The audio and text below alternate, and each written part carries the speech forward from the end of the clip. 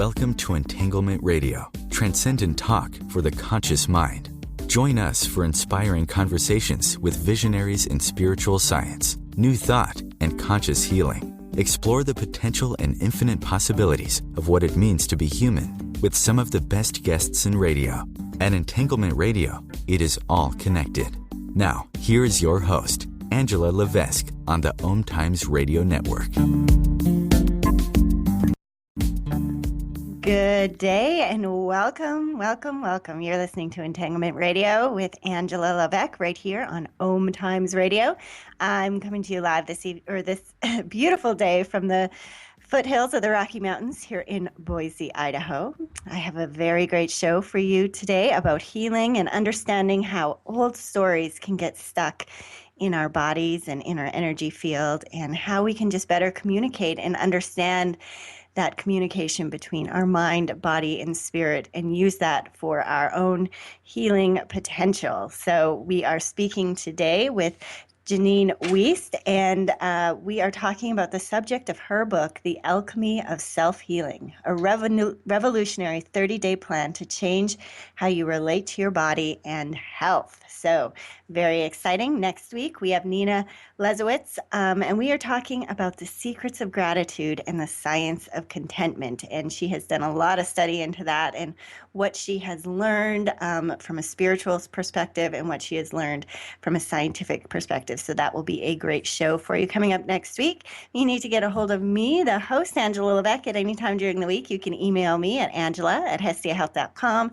You can find me on Facebook and on Twitter at Hestia Health, as well as on Entanglement Radio. So I would love to connect with you that way, especially sort of in the early phases of the show, knowing what you like, what you want to hear more of, and the topics you'd like to have conversations on. So please do find me there. As I mentioned today, we are talking about Jeannine Wiest's book, The Alchemy of Self-Healing. And it's interesting in my work, actually just in especially the spiritual community, I hear a lot that we are spiritual beings having a human experience, which I think is true. But what is also true is we are having these experiences in these beautiful, albeit dense physical bodies. And so that is important. And so in my work, often I will have people who are so grounded in the physical and they've not really explored or engaged or experienced their essence or their soul or those intangible qualities of the spirit. And then sometimes I'll meet people who are so kind of floating up in the ethereal realms of spirituality that they've totally disconnected from their body. And so what we're talking about today is really how we understand that we are mind, body, spirit, the communication that happens on all of those different levels, and how we can become better listeners and communicators in an effort to unleash or unlock our healing potential. So, sounds good, don't you think? So let me introduce my guest. Jeannine Wiest is an advanced certified craniosacral therapist, Reiki master, and holistic coach. She has danced on Broadway, dissected a human cadaver, and today works with a wide variety of clientele. She received her BFA from Purchase College and holds craniosacral certifications from Upledger Institute, where she has been a longtime teaching assistant. Wiest is a leading expert in combining craniosacral therapy concepts and creative principles. Her mission is to help people heal themselves by learning about and developing a nature-based relationship with their bodies. So with that, I feel very honored and blessed to welcome Jeannine Wiest to the program. Hello, Jeannine. How you doing? Hi, I'm doing great. It's a great day to talk about alchemy. It is a great day. I don't know where you are, but it is so crazy. I'm in Boise, Idaho, and normally it would be, winter. And it has just been like 60 degrees all week. It's beautiful, and I love being out in nature and doing that. It just seems a little bit out of sync. I'm not sure. Where are you located? Well, I'm in California, so I really can't be part of that weather conversation. But I did grow up in New York City, so I certainly had my share of winter and snow days. But it's beautiful here. That's sunny California. It's always beautiful. So let's move on and talk about, so you are certified as a craniosacral therapist, but you talk a lot, and even your website is cranial alchemy. What are you talking about when you add that word alchemy to the conversation? Well, you know, alchemy is a process by which something ordinary becomes something extraordinary. And that's really what it is. So I added that word. It's my favorite word to my practice because I like to open up the idea of bringing the unseen into your healing process and into your creating process. I love that. So when we talk about the difference between craniosacral therapy, you kind of have your own spin. How does it differ from that? Well, what I've done is just over the years, I've seen that things are not purely physical, as you were mentioning in the beginning of the show. Things are not just purely physical, and they're not just purely spiritual. There needs to be an integration, and I think that's what's missing. I think that oftentimes there's a disconnection, and people think either I do this or I do that. And historically, even if you look at the Bible or the Torah or whatever book you grew up with, descending into the body has always been seen somehow as bad or base or less than, while moving up to heaven or moving up to spirit has always been seen as something virtuous, right? Mm-hmm. But at this point on earth, what's going on earth, I see this as a necessity that we each take true responsibility. And taking true responsibility means an integration, and it means that we look inward and we look at our body. We look to our body for answers because our body is the ultimate recorder, really. It's recorded everything, depending on what your beliefs are, at least since in utero, and some people would even say before that, right? So let's talk for a moment about the body being a recorder. We hear a lot, people say, you got to change your subconscious drives and say some affirmations and, think positively and do all of these things that are really sort of mind or mental based. Is that enough, or do we have to go back and address those things in the way that they've been stored in the body? I think if you can do affirmations and get your results purely just doing affirmations, then great. I still think you're missing a lovely piece about connecting to your body. But what I really see is that most people can't do that. Most people do their affirmations and they'll say, oh, I am happy, I am whole, I am complete. And they don't feel that way at all, or they feel somehow still disconnected or still not achieving and receiving and creating what they'd like to create in their life. And so if that's you, just know that there is that missing piece of connecting to your body. And if your affirmations aren't working for you the way you'd like them to, that's probably why. In your book, and we were talking about this before we came on air, you have an 8-question quiz. And tell us a little bit about that and what the purpose of getting people kind of thinking about that, the content of your book. Yeah, well, it's really great. I have it at the beginning and then again at the end of the book. And the idea is that you can rate your relationship with your body right now, because we have to start where we are.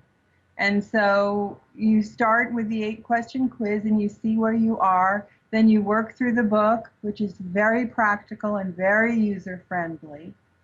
And then at the end of 30 days, you have the opportunity to retake the quiz and see where you are. And then if you're stuck in certain spots, I have remedies and ideas of what you can do. Because I really want people to read this book and use it. I want them to use it up. I don't want it to just be sort of something on the nightstand, like a nice idea that they'll get to in the future, because this is really practical stuff and it can help you. One of the questions that you ask in the 8-question quiz is, first you ask, what is it that you like least about yourself? And then you ask people to have a conversation with that part of their body. Do you find that people on the outset are comfortable with looking at that part of their body and having a conversation? Well, sometimes people aren't. Sometimes people have never thought about it. So I would say start out by listening. First of all, just listening to your body. Your body is instant messaging you all the time. So if you were to pick up even a portion of those instant messages, you would get really very personal goal for yourself. I mean, this is unique information. These are unique decisions that your body has made, that you have decided over the years based on your experiences. So it's very valuable, and it can completely change your perspective if you open up to it. And some of it also is maybe outdated and stuff that you really don't need anymore, that you can release or transform.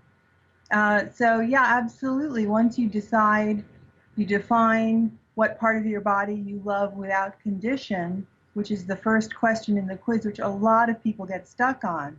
Because, as we were talking about before the show started, everybody knows what they don't like about their body, right? But when you say, what do you love without condition, a lot of people draw a blank.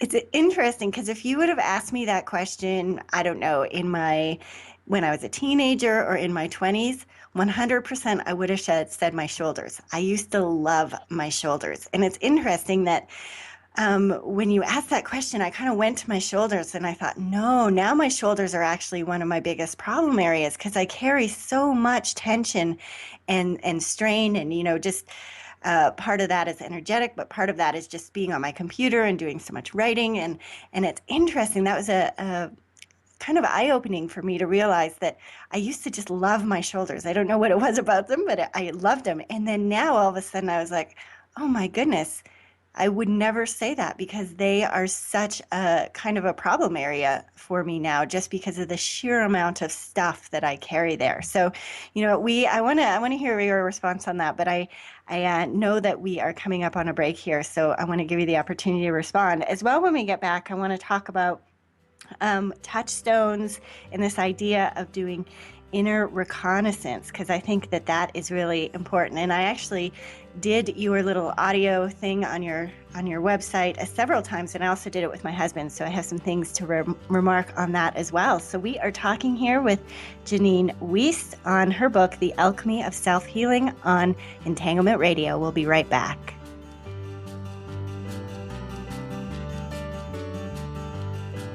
Conscious media for conscious minds.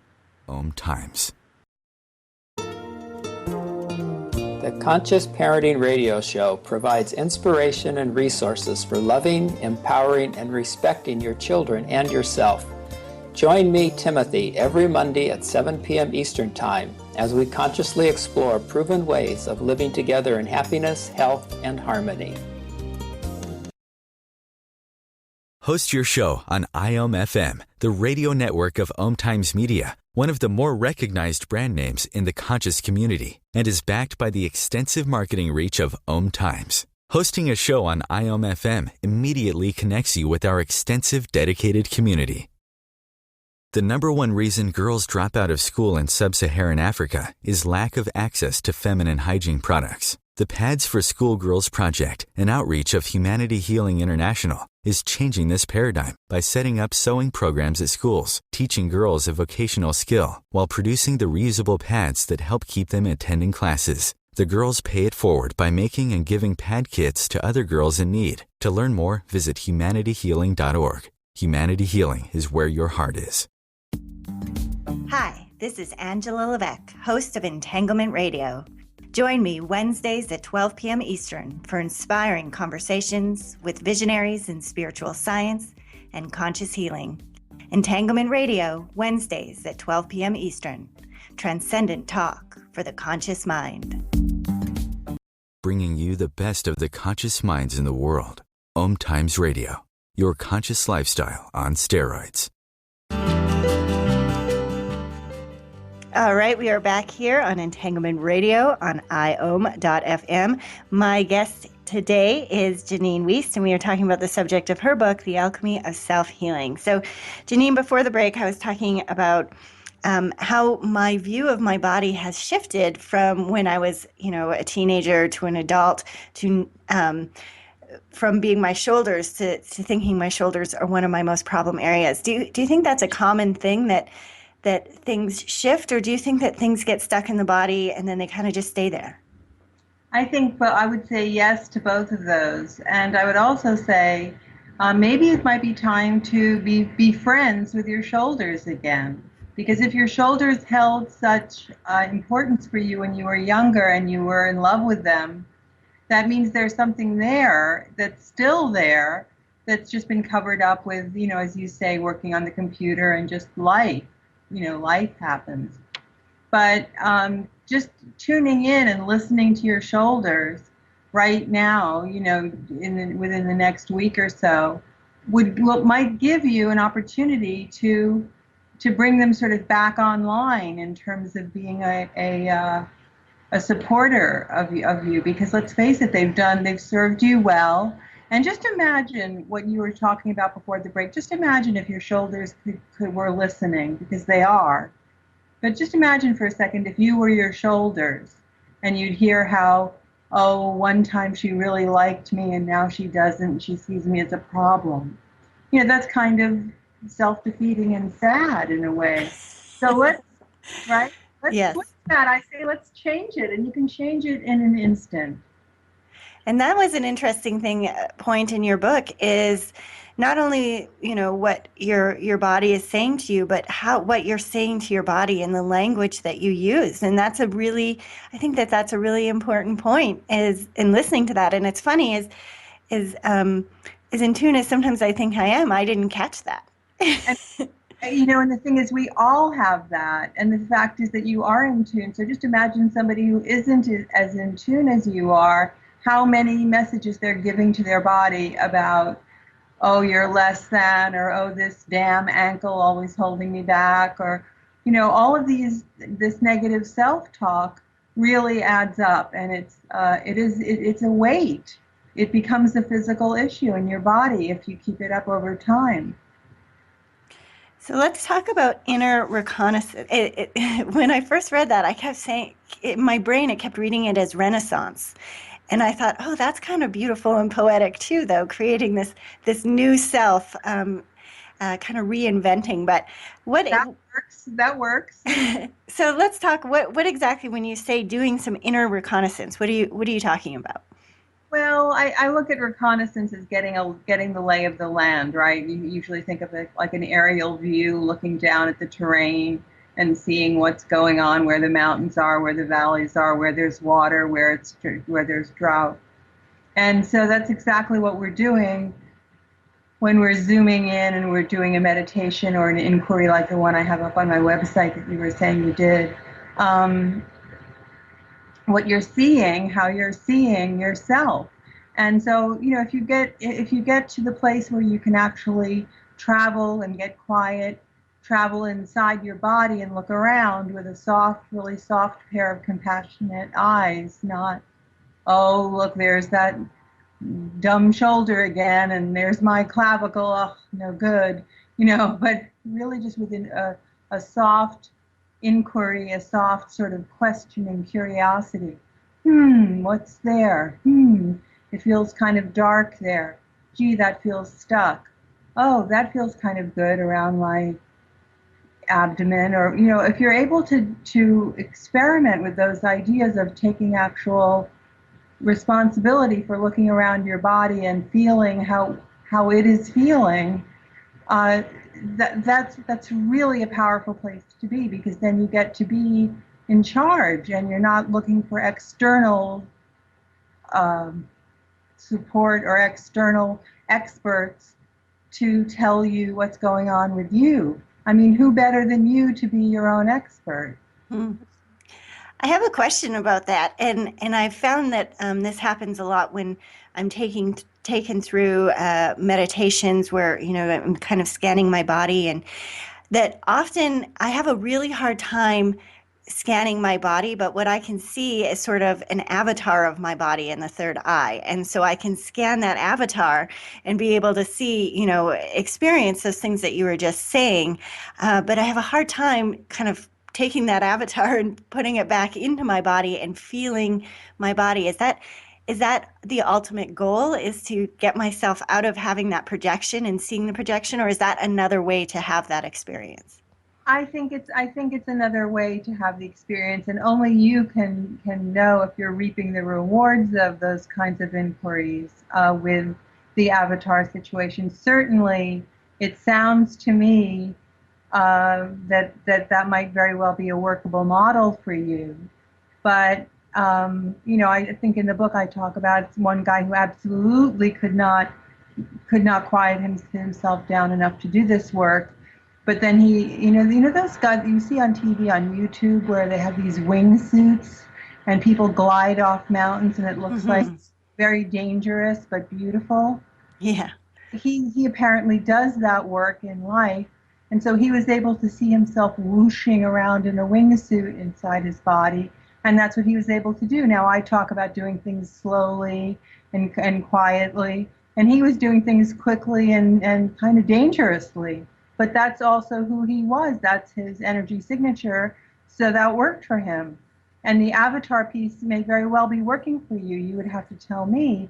But the idea is that there's more than one way in, and we're each unique. And that's why this work is meant to be not, one size fits all. I would say it sounds like you're on the right track with that.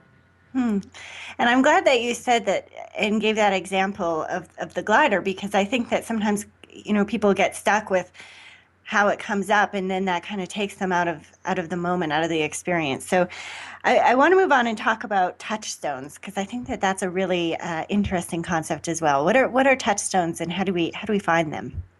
Well, a touchstone is something external that becomes sort of a talisman, but the idea is that it lowers your internal alarm system before you react in a self-defeating way.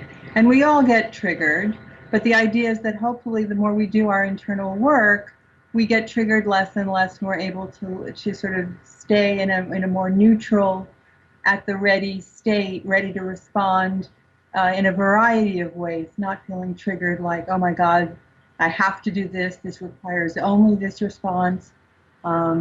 Usually it's somebody who's hurt you or made you mad, or someone who didn't live up to whatever it is you think they should have done. So a touchstone is something that's able to bring you in the moment into a place where you can make a decision with a wider array of choices. And it can be anything from an actual stone to, for example, I have a friend who has an old sweater from college, and she puts it on the back of her door. She has a hook, and she never wears it. The thing is ratty and probably unwearable, but it reminds her of this wonderful time in her higher learning life. So when she's able to, she can close the door and just kind of look at it, and it does completely calm her down and put things in perspective, and she gets to see a wider possibility of reactions to whatever situation she needs to make a decision about. I also, though, do a lot of work with stones, and I would say that just simply picking up a stone and blowing into it can also be a touchstone. Once again, what it does is it lowers your alarm system. It brings you immediately into the present. And of course, stones symbolically connect you to Mother Earth, which is a very powerful, very grounding thing to do. In your book, you also talk about 3 different levels of awareness, and I thought that this was really interesting because, I'd thought about things before from different ideas, but it's interesting when you read something and it just provides you a deeper level of clarity, I guess, on the way that you had approached a situation. So if you could explain those, that would be great. Well, I talk about physical, metaphysical, and metaphorical. And basically what ideally what we want to do is be able to, this actually fits in perfectly with touchstones, because what you want to do is have a wide array of possibilities available to you for your decision making. And oftentimes we don't. Oftentimes we think we have this choice or the other choice, and we don't ever look beyond that and widen our perceptual lens. So when you're working purely on the physical level, that's, the bones and the fluids and just the bodily functions, daily functions that keep us alive. When you're working metaphysically, that's where the integration of the body and mind starts to come into play. And then when you're working metaphorically, that's where your dreams come in. that's where all possibilities, and you get to have the flights of fancy and think about the things that really make your heart sing and bring those into the realm of the actual. So by working on, and at any given time, one of those will be needing to be the strongest. And so once you get used to, first of all, seeing what's physical, what's metaphysical, and what's metaphorical, which really doesn't take, I mean, probably you can decipher that in any given situation in half the time that it's taking me to explain this. You'll know then what needs to be highlighted and then what other pieces need to be integrated. And it becomes a really much easier way of creating solutions for yourself and creating the best decision. That's one of the things this book will do, is help you make better decisions, knowing that they're from an authentic place and truly an integrated piece. Well, we are coming up on a break here in about 50 seconds. So I just want to let my listeners know that if you are listening right now and you would like to check out her website, you can go to craniosalchemy.com, and that inner reconnaissance podcast that we were talking about is there, and it's a really interesting thing just to kind of figure out and move through your body. And so I urge you to do that. And like I said, if you want to find out more about this show, you can go to hestiahealth.com, and you can also find me on Facebook and on Twitter at Entanglement Radio.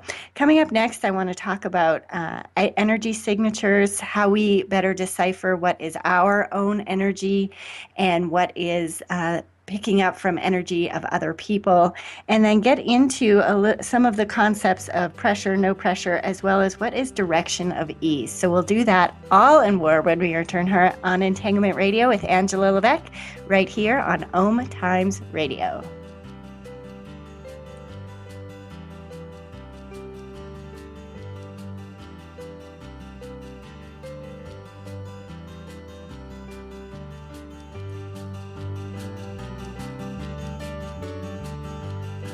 Free your mind.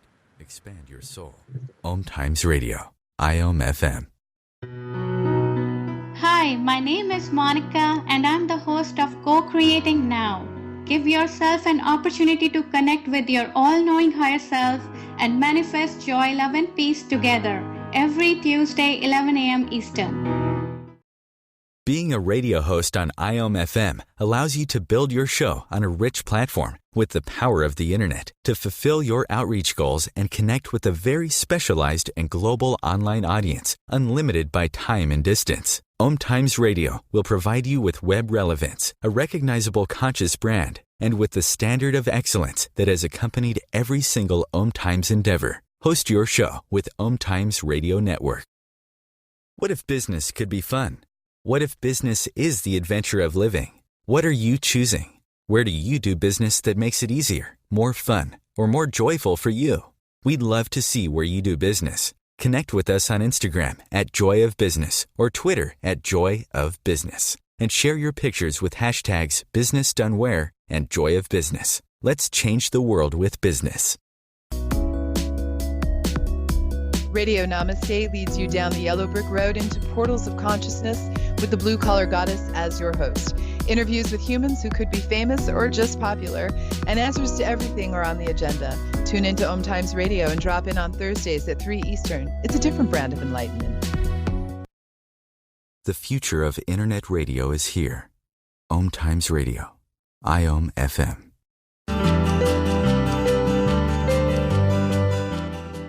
All right, we are back, and you're listening to Entanglement Radio with Angela Levesque right here on IOM.FM. My guest again today is Jeannine Wiest, and we are talking about the subject of her book, The Alchemy of Self-Healing. I would like to shift into talking about, and you alluded to this earlier, about specific energy signatures. So can you tell us a little bit about what energy signatures are and how understanding our own helps us in this process of kind of deciphering the communication between our body, mind, and spirit? Absolutely. Well, your energy signature is sort of what enters the room before you open your mouth. It's we've all had that experience of maybe being in a room and somebody enters the room and everyone just sort of turns and it seems like angels sing and the lights go on brighter and everything seems wonderful. Sometimes people will say that happens when a celebrity walks into the room. Sometimes it's just anybody who has a really powerful energy signature that's really strong and aligned with spirit. So that would be an example of that person's energy signature and a powerful energy signature that is magnetic. We've also all had that experience of maybe somebody walking into the room and they just seem to suck all the air right out of the room and everything just seems a little bit more constricted and shut down and closed off. That also is a type of power, but it's a more negative power, and I think that to the degree that you're aware of how you are received without opening your mouth and saying a word, that becomes then either something that you're doing by default or something that you're conscious of, and then of course you have the opportunity to create or recreate it if the effect that you're having is not optimal or not what you would like. So is our energy signature somewhat dynamic? Is it? You said that we have the opportunity to change it, but are there like enduring characteristics there, or are those enduring characteristics there because of sort of the stuck stories that we have? I think that it is true that sometimes they're there because of the stuck stories, but oftentimes it's something that's just maybe ancestral. Something that's been passed down through our family, through our DNA, also almost epigenetically. So the idea being that if your family mantra was, whatever you have, don't let anybody know because they'll take it from you, right? Which may very well have been true in an ancient time, but is probably less of a survival type situation these days. But you might still be carrying that energy, so that when you walk into a room or into a situation or a negotiation, you feel very closed off and you're going to make everybody fight for whatever they get, whatever point they make.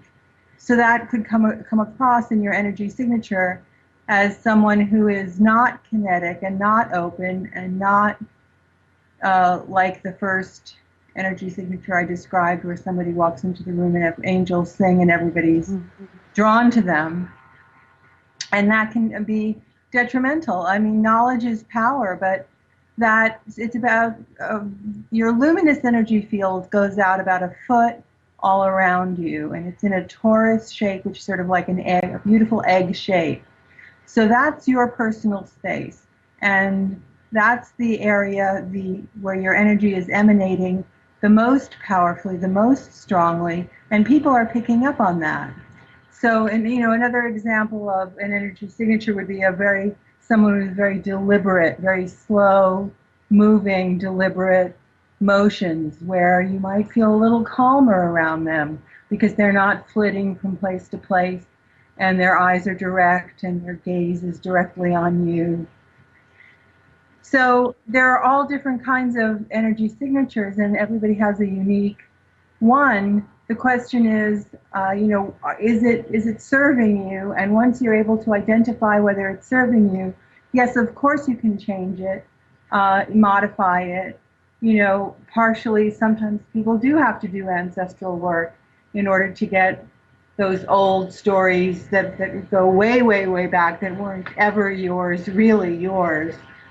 But sometimes it's just as simple as recognizing what is yours and what is other, which is also what I have lots of exercises in the book that you can try that are very simple, don't take a lot of time, certainly don't take any special equipment or knowledge. It's just about being open to that unseen support that is all around you. And when you start to allow that into your luminous energy field that I just described, then all of a sudden your energy signature starts responding to that.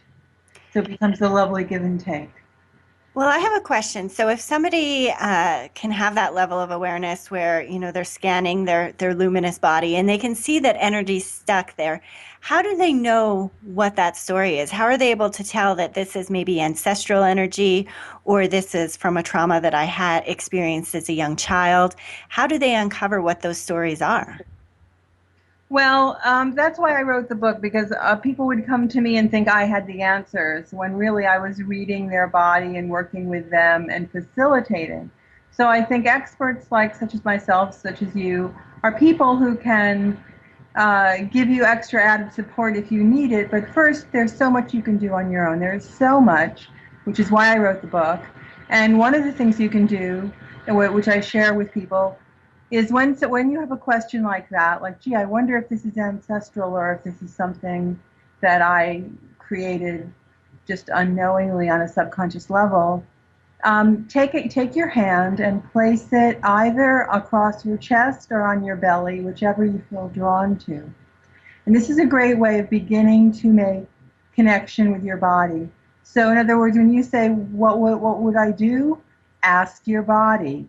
That would be the answer. So if you take that hand and think of it being a leaf on water, so that's exactly the kind of light touch that you want to have, that connection with your body. So you're asking, you're not demanding. And you're just keeping your hand there and saying, what do I need to know about this situation right now? Is this ancestral? And then you have to wait. And the thing is that at the beginning, people get uncomfortable because they're waiting and they're wondering if they're doing it right. Should I have a little more weight in my hand? Maybe I picked my belly and I should have picked my chest. People have all these questions running through their head. And you have to quiet that chatter and stay with your hand on your body in one of those two spots, like a leaf on water, where your hand is the leaf and your body is the body of water. And just wait and just listen and just ask that one question. In your case, what you just said about how do I know if this is ancestral or not? And of course, at the beginning, like anything, when you're creating a new habit, you may not get an answer immediately. You may have to realize that your body may be calibrated to be used to being ignored. So it's not going to necessarily come forward. I remember actually, this reminds me of a story with a woman who's an animal communicator. And she said when she first started communicating with wild animals, she was doing everything she used to do with domesticated animals, and it wasn't working. And she couldn't understand. She was doing everything exactly that she'd always done throughout her career.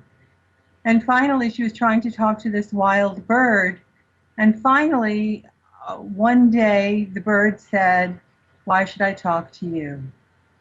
Mm-hmm. And she realized that that oftentimes the communication between what's wild in the world and what's domesticated and human is a fractured communication. And so that bird was actually very smart. It was actually kind of ironic, saying, "Why should I communicate with you when you haven't communicated with me in all this time?" And I would say that's the same thing with your body.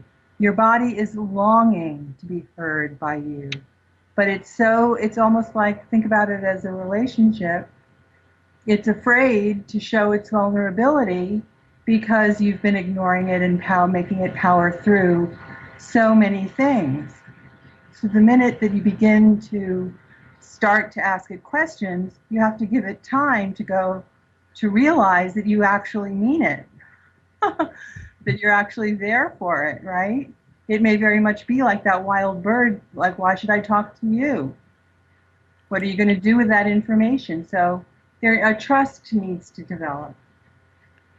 And as you build that trust with your body, will it also tell you what you need to do in order to remove or remove that blockage or that story from the luminous body or from the physical body?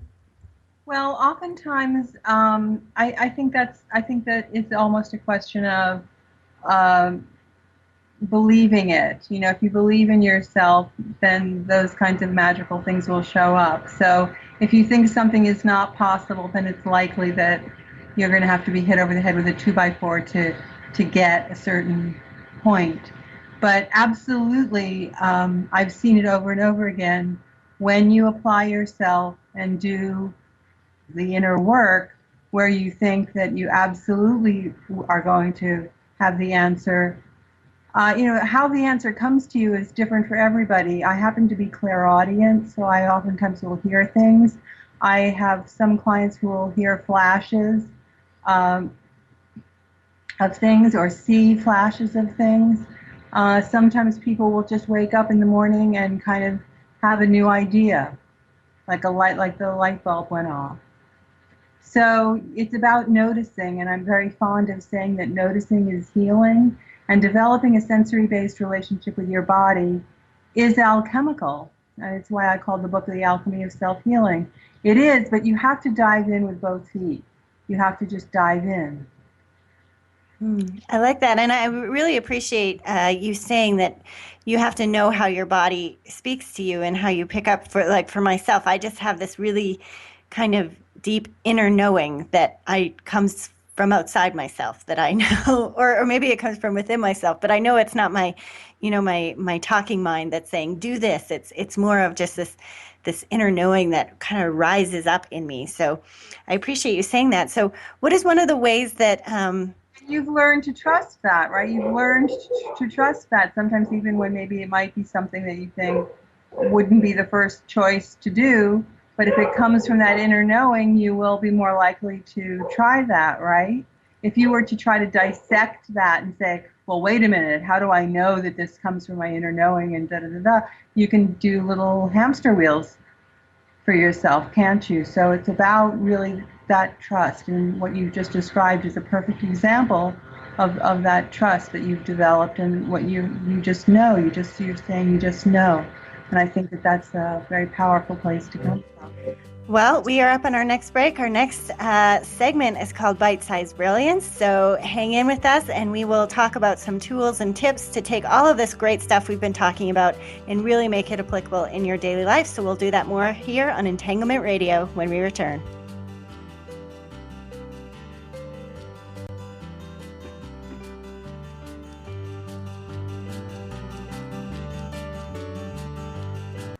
Free your mind with Om Times Radio.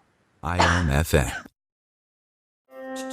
Hi, I'm Katrina Kavanagh, host of the I Am Wisdom radio show. I Am Wisdom is about the connection between mind work and energy work, spirituality, and living a wonderful life. Looking forward to sharing each Sunday, 5 p.m. Eastern Standard Time with you. Host your show on IOM FM, the radio network of Om Times Media, one of the more recognized brand names in the conscious community, and is backed by the extensive marketing reach of Om Times. Hosting a show on IOM FM immediately connects you with our extensive dedicated community. As difficult as it is to believe, there are places in Africa where human traffickers sell albino children and their body parts for use in magic rituals. Humanity Healing International is actively working in Uganda to change this paradigm. The Albino Rescue Project finds albino children who are at risk and places them in safe schools and environments where they can learn and grow free from fear. To learn more or to sponsor a child, visit humanityhealing.org. Humanity Healing is where your heart is. The truth is, you can't change the world if you're broke. I know, I tried. Isn't it time you turned your life's calling into a profitable, freedom-based business? I'm Michelle Barr. Join me every Thursday at 2 p.m. Eastern for Sacred Success. The best of holistic, spiritual, and conscious world. Om Times Radio. IOM FM. All right, we are back here, and you're listening to Entanglement Radio with Angela Levesque right here on Om Times Radio. My guest today is Jeannine Wiest, and she is the author of The Alchemy of Self-Healing. And this is a segment here, which I do at the end of every show.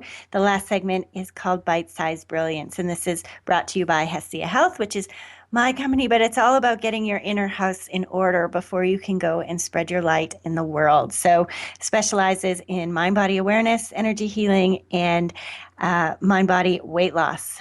Hestia Health, creating calm minds, open hearts, inspired lives. So with that, in your book, Jeannine, you give so many exercises. There's so many things for people to work through, tools and tips. So in addition to obviously getting your book, what is one thing, if my listeners here are thinking, I'd really like to kind of pick up on some of those text messages being sent from my body, what's a good place for them to start?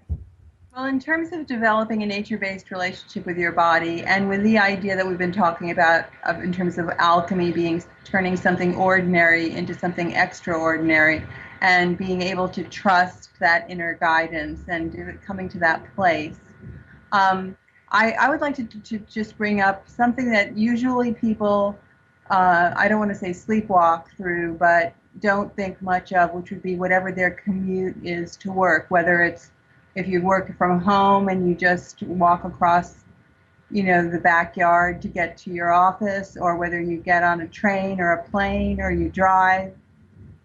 I'd like to recommend that this is something that you can try, really making a touchstone experience out of it. So I'm going to tell you what I mean by that. For example, trying a touchstone walk on a break, even if you have just a 15-minute coffee break. It's basically looking for nature in the city, or looking for something unusual or strange or out of place in nature. So it's one of those two. If you are working in a high-rise, or you find yourself in a high-rise waiting for a meeting and it's kind of dull and boring and you're nervous, or all these things that we might think of as just ordinary parts of our day, I invite you to turn it into something extraordinary by actively looking. For example, if you're in that high rise, look for nature. And if you're out on a horse path, look for something that doesn't quite belong. And just that active noticing and the active of creative noticing, which I believe is alchemical, you can shift and change and deepen your relationship both to nature and to yourself, and you'll be honing those antennae which we need to use to develop a really truly nature-based relationship. So doesn't that sound like fun? It does. You know what I would do when I lived in Vancouver, and I lived in kind of a dumpy part of town. I would take pictures. I called it Life Through the Cracks.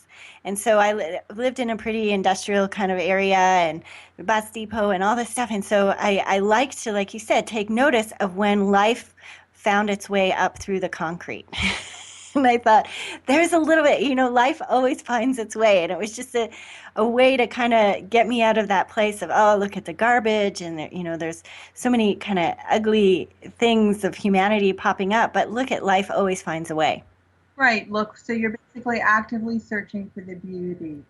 And I would say that then ultimately you bring that into your body by saying, where is the beauty in my body? I've seen people who have had or are recovering from horrible car accidents or horrible chronic illnesses, and they might think that there's nothing beautiful about their body. And you can see how this circles back to the beginning of the book, where I have you do the quiz, what do you love about your body? Well, this is another way in to falling in love with yourself and falling in love with this magical vessel that's basically your one vessel carrying you through this life. If you've had a horrible car accident and you can think of nothing that's good, nothing that's healthy, nothing that's positive, and maybe you can't do certain things that you used to be able to do. Maybe you don't think you'll ever be able to do those things again. Still, as you say, find between the cracks. Find what is there that is positive and build on that. It might be your pinky finger, but notice it and build on it. And that's really what alchemy is. It happens through a process that can't be easily defined, but it definitely happens, and it happens all the time. But what you focus on grows. So the more you actually are actively kinesthetically doing things like that, and thinking about things like that and bringing them into your active day, you can make huge changes and widen your perspective beyond your wildest imaginings right now. And that's what I recommend. If you're driving, you know how sometimes when you're driving there will be signs that say, if you lived here, you'd be home by now? Yeah. I don't know if you've ever seen those. Yeah. Well, when they have that, when you see that, what if you were to imagine what it would be like if you took the next exit, if you turned the next corner and lived in that area, and just for a moment let your mind, you might come away with incredible gratitude that you in fact don't live there, or you might come away with an idea of, gee, maybe I could live in a house like that, or maybe I could live in an apartment building like that. And whatever it is, it gets you cooking, it gets you moving and thinking and sensing in a way that you're not currently doing. Is there another tool or resource or exercise that you have that really helps us sense better, to get more in touch with the messages or the sensory information that our body is sending to us? Yes, I'm going to tell you about Bringing Down Heaven, which has absolutely nothing to do with religion. So know that, first of all. What if heaven, the word heaven doesn't resonate for you, and spirit or nature or all that is resonates for you, great. Or even if it's just the universe, that's great. But this goes back to the torus shape of energy that we were talking about earlier when we were talking about energy signatures. So what you do, and I actually have pictures of it in the book that you can follow along with, but I'm going to describe it to you really quickly right now so you can do this. You can do it 3 times a day, and it completely brings into your focus all the energy around you that is actually yours. It's your energetic real estate that usually is not being used. So what you do is you start standing with your legs shoulder to shoulder width apart, and you bring your hands up and out to the side of you. So you slowly bring them out almost like wings, and you bring them up to your shoulders with your palms facing down. Now the thing is, this is not a calisthenic exercise. It doesn't matter what your form really looks like. What matters is that instead of thinking about moving your arms throughout this process, what you're thinking about is the space that you are moving through. Okay, so you're switching from I'm moving my arms out to the side to, and it's almost like it helps sometimes if you think about making a snow angel, or if you think about the bellows of a fireplace and how that expands and contracts. So you bring your arms really slowly, so you're only moving as quickly as you can still stay connected to the space you're moving through and not your arm, which means you will not be moving that quickly. And then when you get to shoulder height, you turn your palms up and you continue making that wonderful sort of egg shape, and you bring it up to the top of your head. That's that torus, that's all your energy. Then you turn your palms towards your head, towards your face, and you slowly start bringing them down in front of you. Now the trick with that is that while you're bringing your arms down in front of you, at the same time you are thinking of an imaginary pair of arms going down behind you in that same shape. So you're 360, and you bring them down, down, down, down, down to your body. So that would be 1 round, and you would do 3 rounds. And when you do that, you are basically completely getting in touch with all of that 360 energy, that's unseen support, that's yours, especially that energy in your back and behind you. We hardly ever use that. And it represents really energetic real estate that we're ignoring. So I say this is a great way of getting ready for a speech. It's a great way of getting ready for an interview, a great way of getting ready for anything that you might perceive as being stressful or new or needing grounding energy for. It's interesting. I was following along while you were saying that, and I couldn't help think about my shoulders because I was like, oh, wow, I'm very tight in my shoulders as I'm putting my hands over my head. And then I was like, okay, but I'm supposed to be thinking about the space that I'm moving through. And it's going to take a little practice. It sounds like a perfect exercise for you. And that just even that shuttling back and forth, awesome. Oh. Awesome work. Don't question it. Well, we have a couple minutes left, and I want to give you plenty of opportunity to let us know about where people can find your book, if you have any upcoming workshops, anything you'd like to leave my listeners with here. Well, I just wanted to let everybody know that I wrote this book in an answer to a need that I saw over the years with my clients feeling disconnected. So if there's something you're feeling disconnected from, or you just think there's something more that you can't quite put your finger on, this book was really written for you. Whether it's physical, metaphysical, or metaphorical, whether it's your desires and dreams that you feel like you just never seem to have time for, I would say there must be time. We must find time, because we weren't put on this earth to pay the mortgage or to pay the bills. That's not our soul's purpose. And so bringing that into your body, you will be able to find the time for all that stuff that is really why you're here. So I invite you to go to my website, www.craniosalchemy.com. Or you can go to JeannineWiest.com if that's easier to remember, and download that Inner Reconnaissance. It's about 20 minutes. It's really fun, and it really gives you a sense of the work that I do, that I start to show you in chapter 1 of the book. So yes, I do workshops on ancestors and abundance, and I do workshops regarding the book. So certainly contact me if you feel. Well, I just want to, you cut out a little bit there, but I just want to say thank you so much for being on the program. Next week, we have Nina Lesowitz, and we're going to be talking about the secrets of gratitude and the science of contentment.